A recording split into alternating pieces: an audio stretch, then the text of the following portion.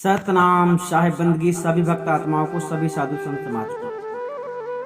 योगियों के ब्रह्मांडी योग का निराकरण सदगुरु कबीर साहब ने इस वाणी में योगी साधकों के बारे में बताया है। जो लोग योगी साधना योग करते हैं अर्थात ध्यान करते हैं, श्वासों का जाप करते हैं, उनके बारे में सदगुरु ने यहाँ पर खंडन किया है और वाणी में समझाया है।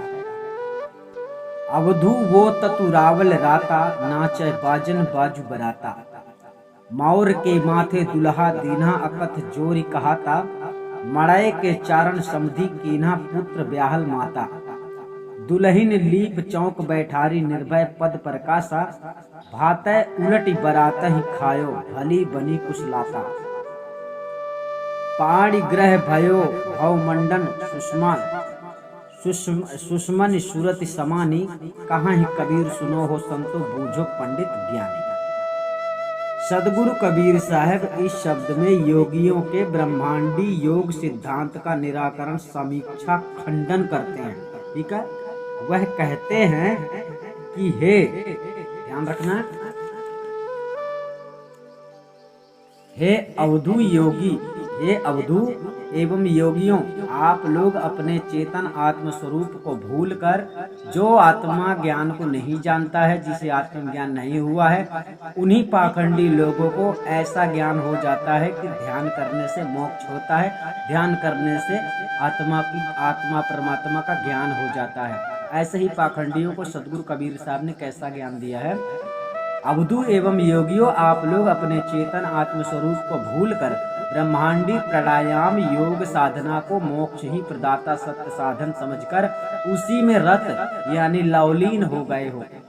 यह आप लोगों का एक प्रकार से उल्टा व्यवहार है। अब इसको विवाह का रूपक देकर वर्णन करते हैं। अतः जैसे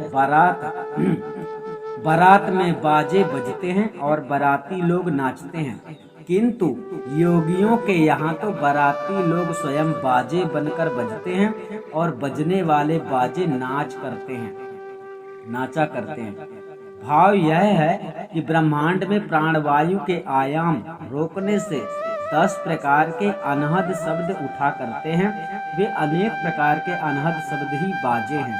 सो योगाभ्यास काल में नाचते हैं अर्थात अपने अपने रूपों को प्रकट करते हैं, और बाराती योगियों के जो शारीरिक तत्व हैं वे बजते हैं। अतएव अनहद शब्द पांचों तत्वों की भिन्न भिन्न ध्वनि झंकार है। ध्यान रखना, जो झंकार सुना करते हैं, लोग सोचते हैं ये सार शब्द है, हमें मोक्ष मिल जाएगा इसको सुनकर, तो सदगुरु ने खंडन किया है। ठीक है, और भी देखिए कि लौकिक ब्याह में तो दुल्हा के मस्तक पर मौर रखा जाता है, किंतु योगी लोग योग साधना में तो मौर ही के माथे पर दुल्हा जीव को बैठा दिया जाता है। अर्थात मौर नागनी कुंडलनी शक्ति के मस्तक पर योगाभ्यास द्वारा दुल्हा जीव को बैठा दिया है। भाव यह है कि नाभि चक्र में नागनी कुंडलनी शक्ति का निवास है और उसका मुख नीचे की तरफ रहता है। अतः वह नाभि चक्र के द्वार को रोके रहती है। इस कारण योगाभ्यास काल में योगियों की प्राण वायु ऊपर नहीं चढ़ने पाती है। अतएव जब योगी लोग 5000 कुंभक कर लेते हैं, तब कुंडलनी उलट जाती है और नागिन कुंडलनी का मुख ऊपर होने से प्राणवायु ब्रह्मांड में चढ़ जाती है और शून्य समाधि लग जाती है। अतः शून्य समाधि दशा प्राप्त होने पर अनेक प्रकार की सिद्धियों के बल से योगी लोग अनेक प्रकार की अकथनीय कथाओं को कहने लगते हैं। इस कारण सिद्धियों का अहंकार भी उनके हृदय में बढ़ जाता है। तत्पश्चात अहंकार के बढ़ने से योगी लोगों ने चेतन जीव रूप समधि को मड़वा रूप शरीर के भीतर ब्रह्मांड में त्रिकुटी के ऊपर तुरीय भूमिका पर रख दिया, अर्थात ज्योति स्वरूप ओमकार ब्रह्म निरंजन के साथ मेल कर दिया।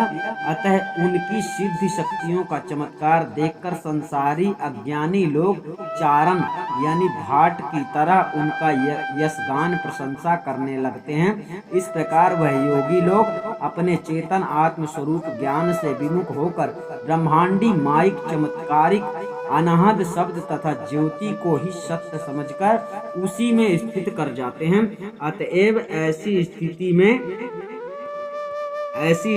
में उन योगी लोगों ने पुत्र रूप अज्ञान दशा में जीव को अविद्या रूप माता के साथ विवाह कर दिया है। अर्थात अज्ञान दशा में जीव ने स्वयं अविद्या माया के साथ संबंध कर लिया है, क्योंकि अविद्या के कारण ही आत्मा जीव कहलाता है। इन योगियों ने जीव की दुल्हन सुमति को तो लीप दिया है, अर्थात मेट दिया है, एवं अनेक प्रकार की सिद्धि आदि की वासनाओं से आच्छादित कर अंतःकरण रूपी चौक में बैठा दिया है। तिस पर भी अपने आप को सर्वथा निर्भय समझ लिया है कि हमने जरा और मृत्यु को जीत लिया है। अतः अनेक सिद्ध रूप व्यंजनों की लिप्सा से योग साधना रूप बारात में सम्मिलित हुए योगी जीव रूपी बारातियों को ऐसर्व सिद्धि आदि भोग वासना रूप बासी भात ने ही उलट कर खा डाला।